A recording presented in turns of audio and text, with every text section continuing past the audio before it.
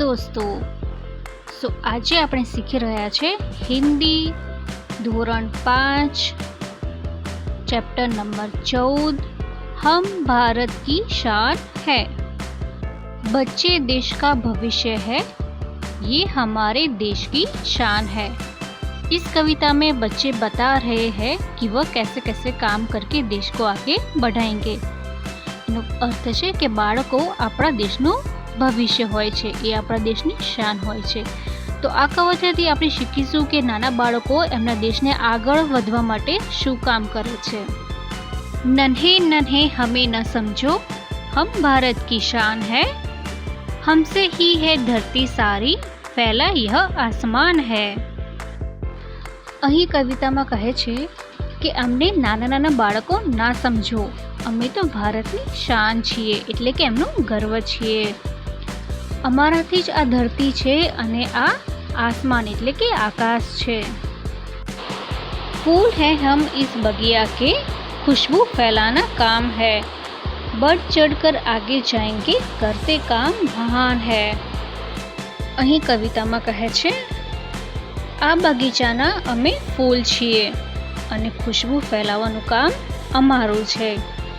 અમે આગળ જઈને મહાન કામ કરતા રહીશું। ऊंचे ही उठते जाना है, आगे ही बढ़ते जाना है। बड़े चलेंगे नहीं रुकेंगे, हम भारत की शान है। એનો અર્થ છે અમારે આકાશમાં ઊંચા જોડવું છે, અમારે આગળ વધવું છે। અમે આગળ વધીશું અને રૂકેશું નહીં, કારણ કે અમે ભારતની શાન છીએ। આગળ વધીશું। શબ્દાર્થ: બગિયા એટલે કે બગીચા, શાન એટલે કે પ્રતિષ્ઠા, ખુશ્બુ એટલે કે સુગંધ, आसमान એટલે કે आकाश। अभ्यास: निम्नलिखित शब्दों के उदाहरण के अनुसार एक वाक्य बनाइए। तो અહીં તમને શબ્દ આપેલો છે અને વાક્ય આપેલું છે, એના પરથી તમારે એક વાક્ય બીજું બનાવવાનું છે। ઉદાહરણ જોઈએ। आसमान, बादल आसमान में छाए हैं। बादल आकाश में छाए है, એટલે કે અહીં આસમાનનો સમાનાર્થી થાય છે આકાશ। તો અહીં પહેલું છે ધરતી, તો એના પરથી વાક્ય બનાવીશું। ધરતી પર હરિયાળી છા ગઈ। હવે ધરતીનું સમાનાર્થી પૃથ્વી, એટલે કે હવે આપણે અહીં વાક્ય બનશે પૃથ્વી પર હરિયાળી છા ગઈ।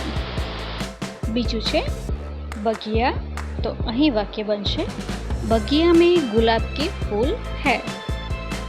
तो અહીં બગિયાનો સમાનાર્થી શબ્દ થશે બગીચે। બગીચે में गुलाब के फूल है। ત્રીજું છે શાન, તો અહીં શબ્દ બનશે बच्चे देश की शान है। तो અહીં બીજું વાક્ય બનશે बच्चे देश की प्रतिष्ठा है। प्रश्न नंबर 2 एमा इस कविता में बच्चे देश की शान बढ़ाने के लिए क्या करेंगे, यह बताया है। आप भी देश की शान बढ़ाने के लिए कुछ ना कुछ करने की तो सोचते होंगे। लिखिए कि आप देश की तरक्की के लिए क्या क्या करेंगे। तो અહીં તમારે લખવાનું છે કે તમે દેશ માટે, તો અહીં તમે જવાબ લખી શકો છો। देश की शान बढ़ाने के लिए मैं नियमित रूप से पढ़ाई करूँगा, नियमित स्कूल जाऊंगा, बड़े लोगों का आदर करूंगा, अपना घर अपने आसपास मोहल्ले की सबकी साफ सफाई रखूंगा, बड़ा होकर देश का एक अच्छा नागरिक बनूंगा। नेक्स्ट, सोचिए और लिखिए हम देश की सेवा किस किस प्रकार से करते हैं। तो અહીં બાળકો તમારે જાતે સમજીને અહીં જવાબ લખવાનો છે કે તમે દેશની સેવા કઈ કયા પ્રકારે કરી શકો છો। क्वेश्चन 3, काव्य का सामूहिक एवं व्यक्तिगत गान कीजिए। तो તમારે અહીં ક્લાસમાં સામૂહિક સાથે અથવા વ્યક્તિગત પોતાની રીતે તમારે અહીં એને ગીત ગાવાનું છે। क्वेश्चन 4, रेखांकित शब्दों पर स्वर भर देकर वाक्य पढ़िए।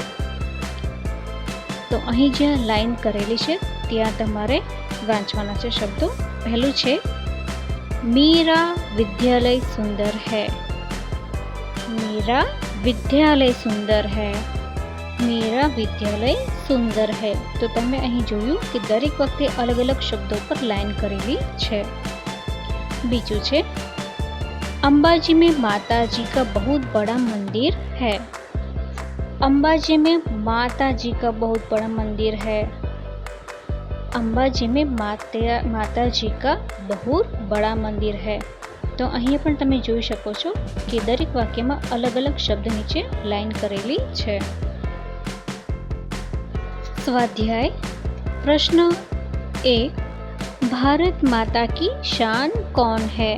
એટલે કે અહીં અર્થ છે ભારત માતાની શાન કોણ છે. તો આપણે જવાબમાં લખીશું बच्चे भारत माता की शान है. प्रश्न 2 बगिया में खुशबू कौन फैलाता है. तो एनो जवाब આપણે લખીશું बगिया में फूल खुशबू फैलाता है. प्रश्न नंबर 3 हम कैसे आगे बढ़ सकते हैं.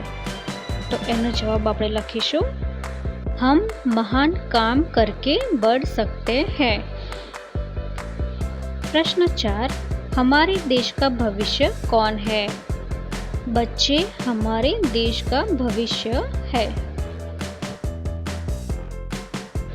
नेक्स्ट योग्यता विस्तार. पहचान कर नाम लिखिए और इनके बारे में पुस्तकालय से जानकारी प्राप्त कीजिए. तो અહીં તમને અમુક ચિત્રો આપેલા છે તો તમારે એમને ઓળખીને એમના નામ લખવાના છે. તો અહીં પહેલા જોઈશું. પહેલા ચિત્રમાં જવાબ આવશે અમિતાભ બચ્ચન. બીજા ચિત્રમાં આવશે લતા મંગેશકર. ત્રીજા પિક્ચરમાં આવશે મધર ટેરેસા. ચોથામાં આવશે વિક્રમ સારાભાઈ. પાંચમામાં આવશે એપીજે અબ્દુલ કલામ. છઠ્ઠા ચિત્રમાં આવશે કલ્પના ચાવલા.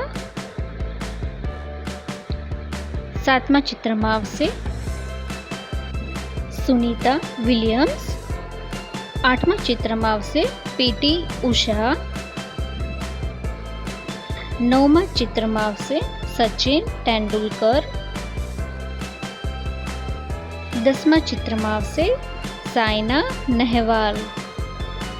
તો મિત્રો તમે જોઈ શકો છો કે આ દરેક વ્યક્તિ પોતપોતાના ક્ષેત્રોમાં સિદ્ધિ હાંસલ કરેલી છે. જેમ કે અમિતાભ બચ્ચને ફિલ્મ ક્ષેત્રમાં, લતા મંગેશકરે ગાયન ક્ષેત્રમાં, મધર ટેરેસાએ લોકોની સેવા કરવામાં મોટો ફાળો આપેલો છે. ડૉક્ટર વિક્રમ સારાભાઈ જે અણુ ઉર્જાના પ્રણેતા ગણાય છે, એટલે કે એ બહુ મોટા વૈજ્ઞાનિક હતા. એમના પછી છે ડૉક્ટર એપીજે અબ્દુલ કલામ જે આપણા ભારતના પ્રથમ મુસ્લિમ રાષ્ટ્રપતિ હતા. એમના પછી છે કલ્પના ચાવલા જે ભારતમાં જન્મેલા અને અંતરિક્ષ યાત્રી હતા, જેમનું હાલ મૃત્યુ થઈ ચૂકેલું છે. એમના પછી સુનીતા વિલિયમ્સ છે જે તેઓ પણ એક અંતરિક્ષ યાત્રી છે. એમના પછી છે પીટી ઉષા જે દોડ મહાન સિદ્ધિ અને મેડલો પ્રાપ્ત કર્યા છે. તેમના પછી છે સચિન તેંડુલકર જેઓ ક્રિકેટ ક્ષેત્રમાં મહાન યોગદાન આપ્યું છે અને ભારતને વર્લ્ડ કપ પણ જીતાવી આપ્યો છે. અને છેલ્લું છે સાયના નહેવાલ જેઓએ બેડમિન્ટન ક્ષેત્રમાં ઘણી બધી સિદ્ધિઓ પ્રાપ્ત કરી છે. તો મિત્રો આની સાથે આપણે અહીં આજનો વિડીયો પૂરો કરીએ છીએ. હું આશા રાખું છું કે તમને કવિતાની સમજણમાં પ્રશ્ન જવાબમાં ખ્યાલ આવ્યો હશે. તો હવે મળીશું નેક્સ્ટ વિડીયોમાં. અને સબસ્ક્રાઈબ કરવાનું અમારી ચેનલને ના ભૂલતા.